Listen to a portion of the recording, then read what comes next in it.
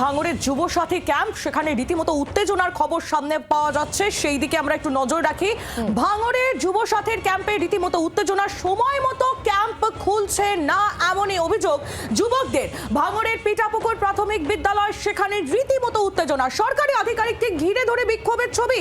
পরিস্থিতি সামলাতে ঘটনাস্থলে ইতিমধ্যেই পোলেরহাট থানার বিশাল পুলিশ বাহিনী গিয়েও পৌঁছেছে। ভাঙড়ের যুব সাথী ক্যাম্পে রীতিমতো উত্তেজনার খবর পাওয়া যাচ্ছে, ছবি দেখতে পাচ্ছেন আপনারা।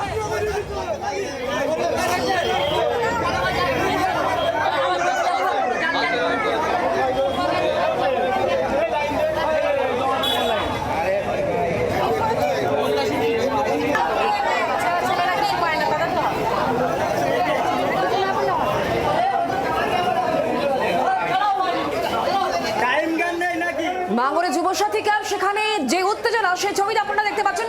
এখন কি চলছে, কেনই বা এই পরিস্থিতি তৈরি হলো, আমরা জানবো, কথা বলবো। প্রসেনজিৎ এই মুহূর্তে আমাদের সঙ্গে রয়েছেন, আমাদের প্রতিনিধি টেলিফোন লাইনে। প্রসেনজিৎ, কি চলছে এখন, কি বলছে যারা লাইনে দাঁড়িয়েছিলেন?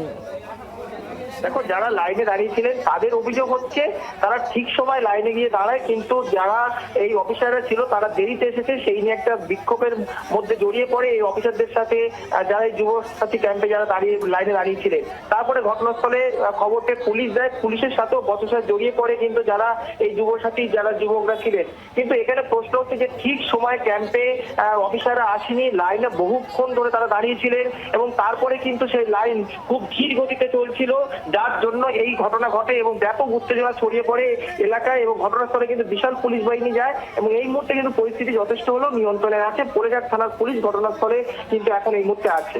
নিরঞ্জনা, ধন্যবাদ প্রসেনজিৎ আমাদের সঙ্গে টেলিফোন লাইনে থাকার জন্য। যে ছবি এই মুহূর্তে দেখতে পাচ্ছেন, ভাঙড়ের ছবি দেখতে পাচ্ছেন, যেখানে যুব সাথী ক্যাম্পে যথেষ্ট উত্তেজনা, কারণ দীর্ঘক্ষণ ধরে লাইন দিয়ে দাঁড়িয়েছিলেন যে সমস্ত যুবক যুবতীরা।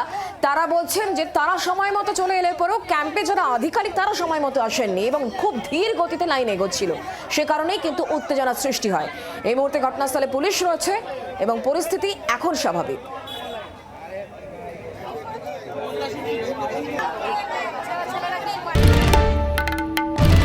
বাংলার আওয়াজ, বাঙালির আবেগ, জি 24 ঘন্টা।